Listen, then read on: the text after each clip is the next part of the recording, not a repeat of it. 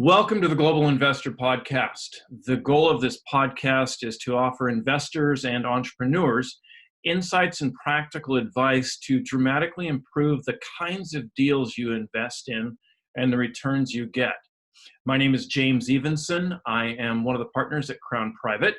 If you're unfamiliar with Obris, we are a membership syndicate of investors. Our membership and our community are made up of like-minded, yet unique and adventurous individuals, as well as family offices. Today, I'm very pleased to be interviewing Brandon Zemp.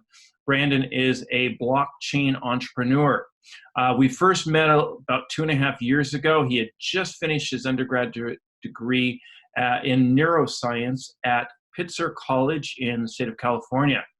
He was destined for medical school, but inspired by entrepreneurship and the emerging world of crypto, Brandon put med school on hold. He started investing in crypto while at university. This stemmed from a fascination with Etherium. In the months that followed graduating from university, Brandon wrote and published the Satoshi Sequence, a seminal book that discusses how blockchain technology will continue to evolve. I read the Satoshi Sequence shortly after it was published, and I continue to rate it as an outstanding overview of blockchain. In early 2018, Brandon started building a crypto mining operation. He also started a blockchain consulting business called BlockHash. BlockHash has now evolved into the BlockHash Podcast that Brandon hosts, and he'll be telling us a bit about that as well. Hey, Brandon, welcome. Thanks for having me on. Where do we find you today, sir? So I generally go back and forth between Oregon and Nevada, depending on the time of year. I live down in Vegas most of the time, which gets pretty hot during the summer, and it's usually over like 100 degrees, which can be tricky for me since I like being outdoors a lot. And so you'll see me in Oregon most of the time, depending on what time of year it is. And then I also, if I'm not in Oregon or Nevada, I'm usually international or domestically traveling somewhere. I like to be abroad and experience new cultures, cities, lifestyles, and whatnot. So your Instagram photos are quite revealing of where you spend your time. You do seem to be quite active. Good for you. I try. Well, let's start by going back a few years. As I understand it, while your friends were studying and drinking, you were studying, maybe drinking, but also investing in crypto. How did you get interested in the crypto world and blockchain concepts? Right. So while in college, I think it was my freshman year when I first actually heard about Bitcoin. That was around the time that it first broke out into the news and had gone up to around $1,200 or so. And for a lot of us as students, that sparked a lot of interest in what it was, but it wasn't until like summer of 2016 that I really started to actually look into it a bit more. And I believe actually that spring of 16 was when I went to a conference in Vegas and listened to Peter Schiff talk about it. He wasn't very positive or bullish on where the market was going. But he had a lot of good points, and it sparked a lot more interest for me. And then when I went to Del Mar for my first meetup with Obris, at that point, Saraf, that's when I learned about Ethereum for the first time and the DAO. And the DAO is essentially the decentralized autonomous organization. It's a mouthful. And that is the same DAO that's infamous today for being hacked and driving controversy into the blockchain space. But anyways, that was that knowledge that I took back with me to college my senior year, and left quite an impression on me. And I couldn't really stop thinking about what Ethereum had accomplished with the DAO and what the effects of that would be in the future. So what did that accomplish? We saw that it was possible to build smart contracts on a blockchain that eliminates trust and middlemen, and in a world that grows more distrustful and problematic every single day, that's everything. So on top of it, blockchain wasn't really being discussed in college. Professors weren't really aware of it. Students didn't have access to education that would help them understand it. And so it was just seen as not important for a while. But I had a completely different opinion on it entirely, and on what the tech could actually do for reasons I just mentioned. So in the spring of 17, my last year in college, while I was writing my thesis, I actually decided to start buying some Ethereum at like $7, and was able to convince some of my friends and family to look into it as well. And by the time May of 17 came around, I probably made the best financial decision of my life at 22. And that's essentially what started me down the path of blockchain. And it's not quite like a Zuckerberg, Winklevi social network type of backstory. Mm-hmm. But I think almost all my friends thought I was a little crazy to invest as much money as I did into Ethereum at the time, before crypto really became relevant. And there were a lot of mornings where I would be like half asleep in the dining hall before my biochem class, downloading wallets and buying Ethereum or Litecoin. And people would walk by and thinking that I'm trading stock before class or something like that. Because it was kind of hard to explain the whole idea to another student or to any of my friends. And a lot of the time I would just tell them that I'm trading this virtual currency on this exchange that's in South Korea so that I can sell it on another exchange that's in Japan so that I could take advantage of this currency arbitrage. And they all just thought I was high or something, because it didn't really make any sense. But today they're starting to come around to it a bit more, and it's a little bit more mainstream. And kind of late for your friends, though, isn't it? To be all the naysayers to now recognize that maybe Brandon was onto something. I'm nice to them. I don't rub anything in their face. I mean, it was a big speculative risk. So it could have went straight into the dirt, or it could have went straight to the moon. And fortunately for me, it went up a little bit and made me seem a little bit smarter. So. Well, and clearly you didn't raise your nose at other people. You ended up writing a book to educate people, the Satoshi Sequence. Who was your audience, and what was the inspiration for that? And give us a quick overview of the book. Absolutely. So I think it was immediately after I graduated from college that I decided to write my book, The Satoshi Sequence. I wasn't necessarily setting out to write a 300-page novel, nor was I any kind of crypto guru necessarily. But I had pages and pages of notes from college, late nights, and doing research that I accumulated regarding Bitcoin and Ethereum in my free time. And coupled with my experience buying Ethereum, I thought I could provide some value to people by sharing what I saw in the technology. What I saw was this like exponential shift in growth from what Bitcoin was to what Ethereum was promising to us. So Satoshi Nakamoto, who's this mysterious creator of Bitcoin, gave humanity a gift by planting this financial seed in the world. Developers began watering this seed, and now we have Bitcoin, a peer-to-peer, trustless payment system that belongs to the individual as much as it does the collective. From this, developers realized that the underlying technology, which we all call blockchain, had the ability to do many other things as well. This eventually became Ethereum. So in my book, I reference Ethereum as the beginning of quote unquote like Gen 2, much like the iPhone when it goes from version 7 to version 8 to version 10, et cetera. Okay.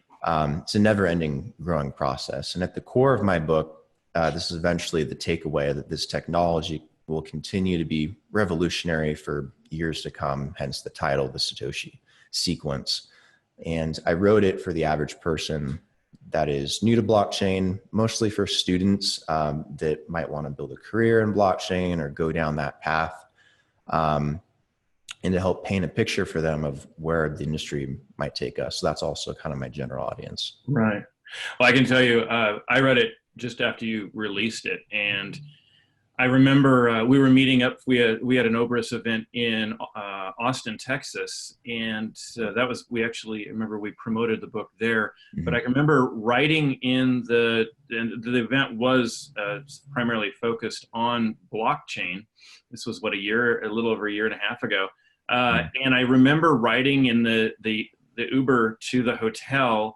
And my driver was telling me about how he was wanting to get involved in it. And of course, my first thought was, man, you just need to read before you invest in anything blockchain, read Brandon's book. So it is fun to promote, to offer something like that. That is, it's a great foundation. Well, we'll reference that at the very end of the podcast so that if people want to grab it off of Amazon, they can do so. I thank you for writing that book. I still consider myself a little bit better than a neophyte in the world of blockchain. Absolutely fascinated by it, but it's folks like yourself, Brandon, that really help us get a good foundation so that we know how to build from that. We're going to dig into some heavier stuff in a minute, but where I want to go next is you have a mining operation in Prineville, Oregon. I'm guessing that most of our listeners and watchers have no idea where Prineville, Oregon is.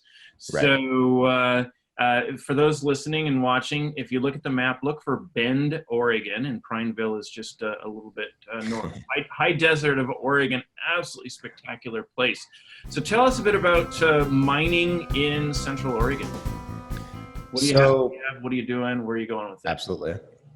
So I think at the end of 2017, a little bit after I published my book, I started digging a bit deeper into what kind of makes blockchain tick and what incentivizes the network to actually work, because it's a decentralized network. There's no centralized authority that's growing it and pushing it forward. So obviously there's some incentive going on. So I wanted to understand what those incentives were. And I came away with the realization that, and from working on my book, that there are other ways to profit in the blockchain industry, other than making a direct investment. And this is when I kind of stumbled upon what the opportunities were in mining. So for those of you that will be listening that don't understand mining, mining is also called proof of work. Proof of work is a form of validating transactions. So when you make a transaction from person A to B, that transaction gets placed into a block of transactions, a ledger of transactions, and that goes onto the blockchain. And computers do this work. Computers get rewarded a dividend, and this is where the profit actually comes from. So, and it gets far more technical, so I will try not to get nerdy, but I'll do my best to explain. But so I took that concept and I ran with it, learning as I went as well. Raised some funds, rented some space, just dove in head first, made a lot of mistakes, but eventually kind of worked out the numbers and started to make it work. It can be quite brutal and quite a headache. And that the takeaway actually is that from a tax perspective, the miners are getting rewarded a dividend, which is considered income. But in reality, crypto is generally volatile, meaning you can make projections on where the price may end up down the line in 6 months, a year, 2 years, 5 years, et cetera. So the best way I try to describe it is, does a gold miner mine gold for profit? Or does a gold miner wait for the gold to appreciate in value before pulling it out of the ground and turning a profit, which has its own target price? Because running machinery and digging it up is very expensive. And the same is very true for crypto mining. Very, very similar. It's expensive to run miners because of electricity costs and rent costs and the price that it's at currently. So a lot of it is very strategic.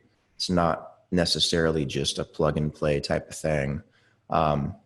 It can get a little complicated. There's many factors that dictate whether or not mining crypto is profitable.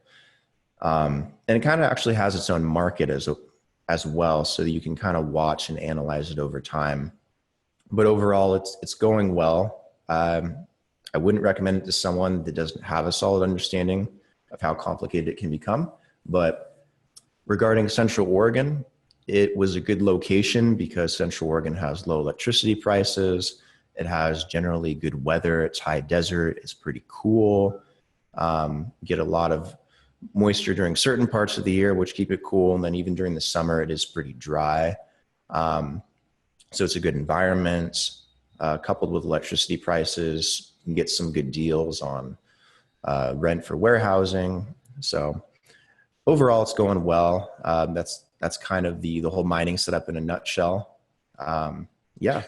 I like that the way you approach it from comparing it to mining. I think that oftentimes people might think it is a bit like the person panning for gold in the streams of California, where really it's much more like.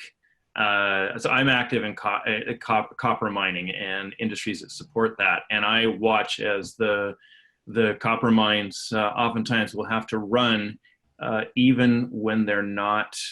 Even when copper is selling at a ridiculously low unprofitable price, but it's much more complex than one would think. But I do appreciate that you saw a niche that where you could take what you knew and put it to work. And I know it's an active. I've seen the photos of your operation there, and it's an active and ongoing business for you. How many people does it take to run that? Nobody. The machines are like my little employees. They work. It's my robotic sweatshop. They work 24/7. They don't sleep. They don't eat. So fortunately, you're not having to pay workers' comp insurance on that. I don't have to do that. Yeah. You just feed them the electricity that they need and make sure that they're healthy and happy. Very, very good. All right. Well, let's dig in a little deeper into a couple of topics that I know are very important to you right now. And I will tell you, this is going to push the limits of my understanding. And I'm going to guess that probably a half to a third of our listeners and viewers will already know what you're talking about, but we're going to have to get a little bit remedial here. So I know that because not all of us have that depth of knowledge. So you're spending a lot of time learning about and investing in NFTs, which are non-fungible tokens. Let's start with the word fungible. Is it fungible or fungible? I'd say fungible, but I could be wrong. So what does fungible mean? So essentially, when something is interchangeable with another identical item, then it's considered fungible. In economics, it's when a good or a commodity has individual units that are interchangeable. So for example, an ounce of gold is interchangeable for any other ounce of gold. The US dollar is interchangeable for any other US dollar. So non-fungible tokens are non-interchangeable tokens. Can you give us an example to help understand what are NFTs? So NFTs are non-fungible tokens. Unlike an ICO token or Bitcoin or Ethereum, each NFT, non-fungible token, is entirely unique from one another. So on the Ethereum blockchain, some of you might recognize an NFT as an ERC 721 token. And most tokens are considered an ERC 20 token, which is generally used for ICO projects because it's fungible. The main difference between ERC 20 and ERC 721 is the fungibility aspect. But yeah, so the easier way of looking at them is just calling them NFTs. You don't have to remember the ERC stuff. It gets complicated. So we'll stick with that. All right. So how are they useful within blockchain and in the broader world, as well as how are they useful to you? So they're very useful in both the digital world and in the real world. So in the digital world, online, on the internet, you may have heard of something like CryptoKitties, for example. CryptoKitties is a decentralized application, a DApp for short, that functions as a collectible. So essentially, you can buy a CryptoKitty with some Etherium. You can breed, quote unquote, breed those CryptoKitties like in a Pokemon game, and you can get a unique version in return. All these CryptoKitties on this DApp are then generally bought, sold, traded, auctions on an online marketplace like OpenSea. They have a perceived value to those that play around on the CryptoKitties decentralized application, which stems from the fact that they are NFTs. Each CryptoKitty is non-fungible and is completely unique, individually unique in every way. So here's a good example. So recently there was a DApp called Formula One Delta Time, based on the real Formula One Grand Prix in Europe. Mm-hmm. They auctioned off a Formula One car in the form of an NFT that can be used in a future racing video game that they might build at some point. The Formula One NFT sold for 416 Ethereum, which was a little over 110,000 at the time, about a month ago. So that's an example of NFTs in the digital world. In the real world, NFTs can be used in many different ways as well. They can represent a title deed for a car or property. They can represent a product. Louis Vuitton, for example, is launching their own private blockchain, which is an offshoot of Ethereum to help track their products and verify their authenticity. They plan on doing this by registering an NFT for each luxury good that they produce. So in the resale market and in the supply chain, this is incredibly invaluable to any major retailer. So that's an example of how NFTs can be used in the real world. So let me ask on this. For Louis Vuitton wallet, let's just say I have a Louis Vuitton wallet. Mm-hmm. It is going to be digitally trackable for its authenticity. So there's something on the physical item that correlates with something digital for verification. Yes. So from what they have revealed so far with, I forget what it's called, what they're calling their private blockchain, but from what they've revealed, that's essentially how it'll work. So your wallet has a number and it's individually unique from any other Louis Vuitton wallet. And to prevent it from being copied, from someone making replicas, if someone wanted to resell it, if you wanted to track it in the supply chain, if you wanted to verify that it's actually Louis Vuitton, there's a lot of benefits to using NFT because you can go online and you can instantly verify that your Louis Vuitton is real, that it is authentic. So there are some benefits to that as well with products. Right. Well, I know in the art world right now, there's a lot of calling out of fakes. And last year we had a company come and pitch to us at the Budapest event, and they are doing something very similar for the world of art, so that everything can be verified, which I think is significant. So, how do you make money in this now, Brandon?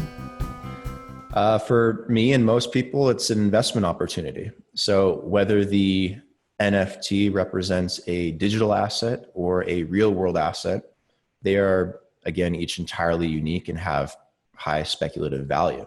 Mm-hmm. So there's another decentralized application called CryptoVoxels that I spend a lot of time investing in as well. CryptoVoxels is a virtual world that you can walk around in and interact with people. And you can buy virtual real estate called parcels. And those parcels are represented by NFTs.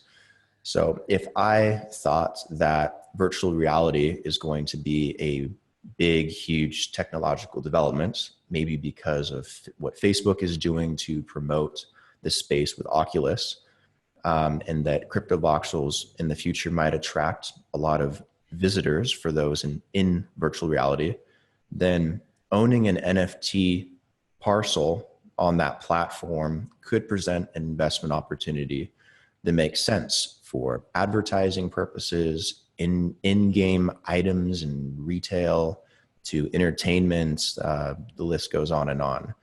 So you never know what might be the next Formula One NFT or the next popular application like CryptoKitties or crypto voxels. And same thing in the real world. It's a bit early to kind of speculate for real world assets, but at some point I'll be able to invest in a property on the other side of the world with the click of a button, or whether it's real estate or gold or, and I'll be able to verify that. So NFTs not only are a great technological advancement in blockchain, but they're also very interesting investment vehicles as well that are fun to explore sometimes. Can you give me an example of one that you've bought recently and why you bought it and where you think it might go? So I've been buying a lot of, like I mentioned, the parcels on crypto voxels because I have a pretty strong feeling that virtual reality will continue growing at the rate that it is, and that it'll become a staple of our modern lives. And people that are in the virtual world, that are online, that play video games, are going to want a virtual place to go to. So I think virtual real estate is a good investment to look at. So I'll look at buying NFTs for applications like crypto voxels or Decentraland, in metaverses, meta worlds, stuff like that. Primarily, that's what I've been looking at. And then you could look at ENS domains, like .ether domains, where you can send addresses. There's a lot of people that are buying those up as well. Those are pretty popular to invest in. You can invest in CryptoKitties. You can invest in all kinds of random collectibles. The other thing I like to look at for NFTs, like you mentioned earlier, are art. Art has actually been growing like crazy on the blockchain for obvious reasons, because you can verify your ownership and no one can copy it and claim ownership. There's a lot of benefits to that. So there's a lot of NFT art that might be good investment as well, depending on who the artist is. So that's another good thing to look at. Wow. Very cool. Very cool. Good education for many of us. That's wonderful. You're also very active with staking and lending in crypto. So what is staking? Okay. So I'll again try not to get too nerdy. But it's okay. We're keeping this intentionally keeping it mixed so we get nerdy and less nerdy. I'll try to make it understandable. I'll ask for your favorite color later, and then that'll really okay. So. Okay, cool. So staking is pretty new and it's very early, but staking is a lot like mining. There are two common ways to verify transactions and to place those blocks of transactions on the blockchain. So in a nutshell, kind of like I mentioned earlier, mining, which is proof of work, uses computational power to solve a puzzle, and then it competes with other computers from all over the world that are doing the exact same thing. And the computer that solves the puzzle the fastest gets to place a block of transactions on the blockchain, hence the name, and earns a dividend and a piece of the block reward, blah, blah, blah. So staking achieves the same goal, but in a different way. So staking is where you voluntarily freeze or lock up your crypto in a wallet, like you will eventually be able to do with Cardano, or on a platform like you can do today with Tron. And depending on the quantity of crypto that you freeze, you earn a dividend in return. So basically, the largest bag holder during a certain period of time gets to sign off on a block of transactions that gets placed on the blockchain. These segments of time have all kinds of different names. For example, in the Cardano ecosystem, it's called an epoch. And if you are the largest bag holder in a specific period of time, you get the signed transaction, you get a dividend for it. It's very similar to mining, except you don't need all the equipment. All you need is to actually own the crypto, the asset itself. Do we need both mining and staking? It's a good question, and a lot of people actually debate that. So we may not need both. Mining uses a lot of energy.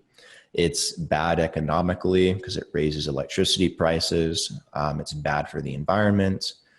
Staking is considered a massive improvement and could generally replace mining. Even Ethereum is looking to migrate from mining to staking as a form of validation for its blockchain. Can mining get better? Can the technology get better? Can it use less energy? Can it be more efficient? Sure.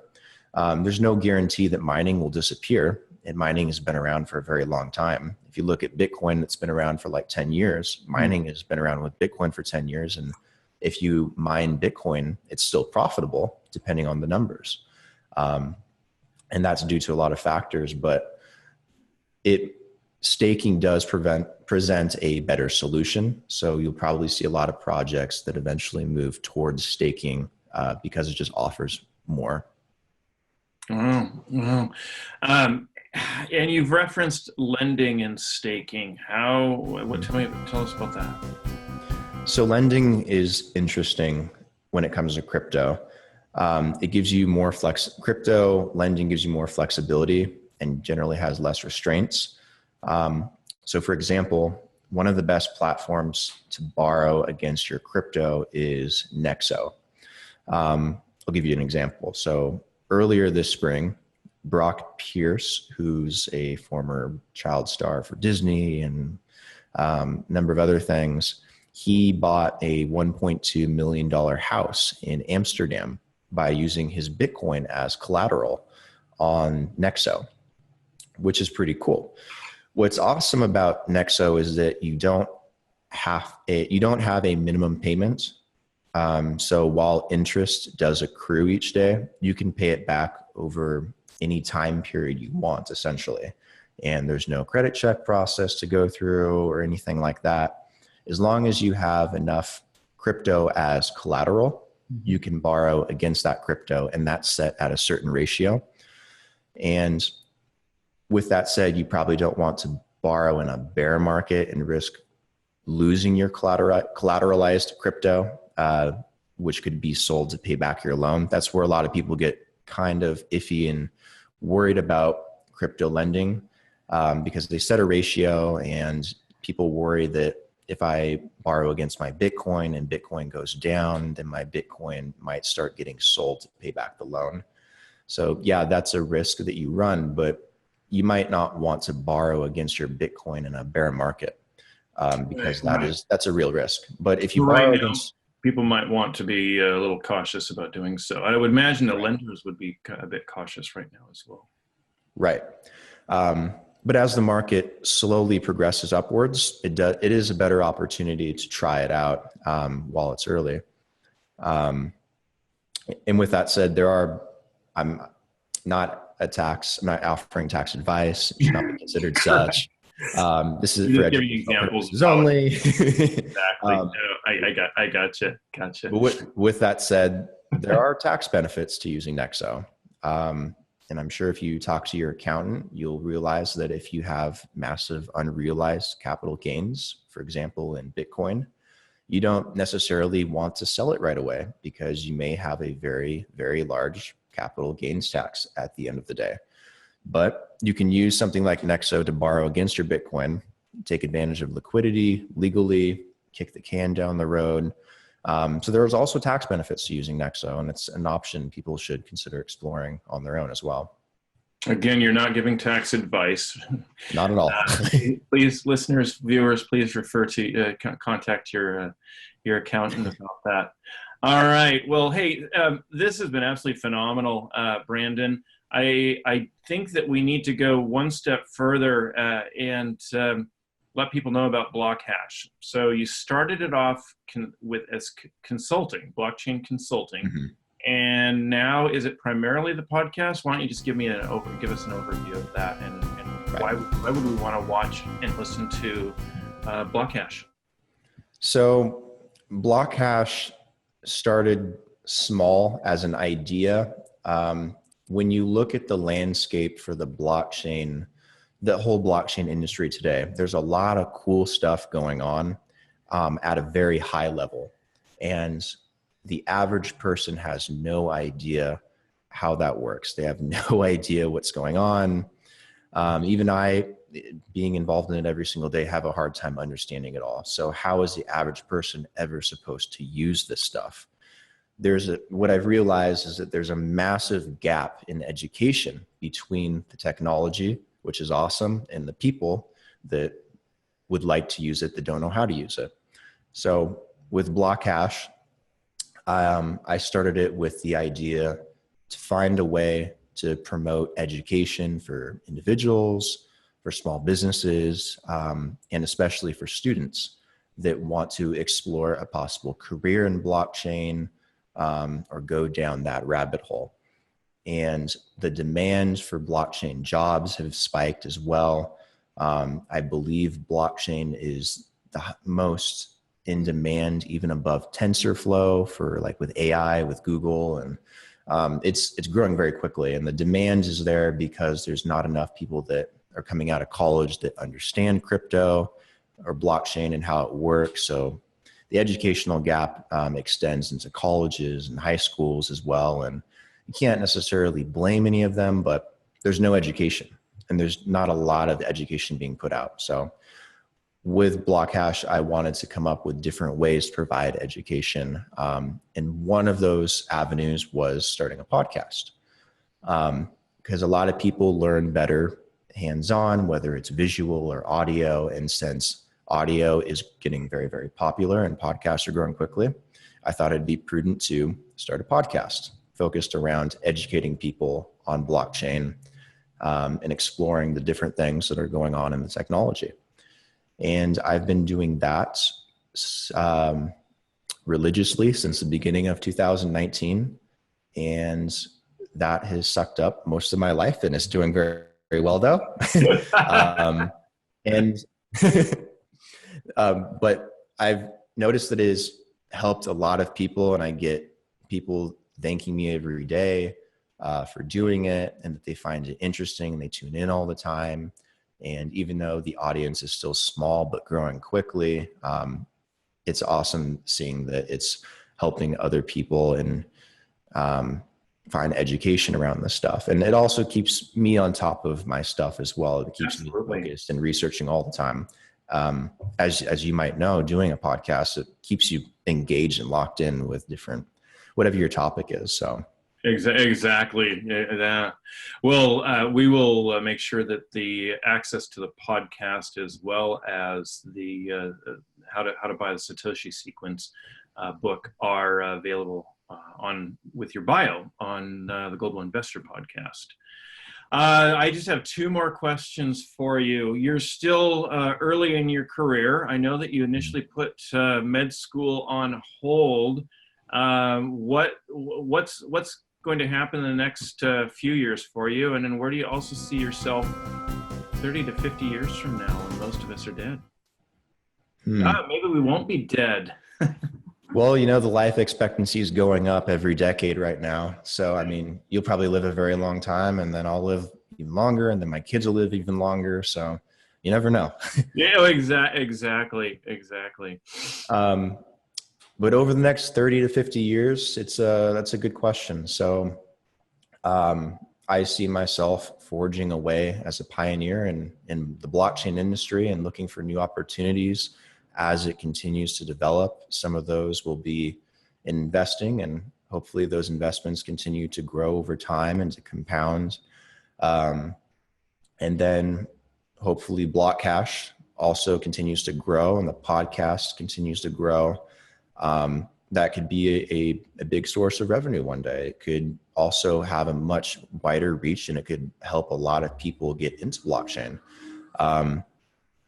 And I'd love to see BlockHash continue to grow as a business that's focused on education, to help students, to help individuals better understand it, to help small businesses accept crypto and get involved with it and integrate with it as more stuff comes out.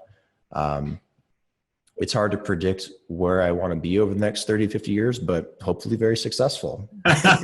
So, well, I don't think there's a question about that. Wow. All right. Well, hey, Brandon, this has been wonderful. Thank you very much for your time. And I will sign off for now. So all the best. Awesome. Thank you for having me on. Appreciate it. You're welcome. Absolutely. Brandon is a great example of an Obris member. We're diverse in age, and Brandon is definitely at the younger end of the spectrum. Our members range from post-university actually up to folks in their 60s and 70s, with a lot of folks in between. We're definitely a unique group. A significant element of Obris is the contribution that our members make to the quality of our group. Brandon's really a good example of this. We use Slack for our communication platform for members to interact with each other. And Brandon, since we started a Slack channel called Crypto Everything, Brandon has been a key contributor to that for the last year and a half. And the Slack channels like Crypto Everything are a way that our members communicate as well as educate each other. I've certainly learned significantly from that. So if you are an active and accredited investor, I strongly recommend that you consider Obris. It's obrisinvest.com. And there are a couple of recommendations I would make to you. One is go over to obrisinvest.com, learn about our group. We are welcoming new members at this time. Second, we're getting close to the Panama Global Investor Summit. We do summits around the world, and from July 15th to the 20th of 2019, we will be in Panama City, Panama at the 5-star Le Méridien Hotel. And consider coming to the event. If you go to obrisinvest.com/Panama 2019, you can learn about the event and purchase a ticket. Thank you very much for joining us this week. Have a great time and hopefully see you in Panama.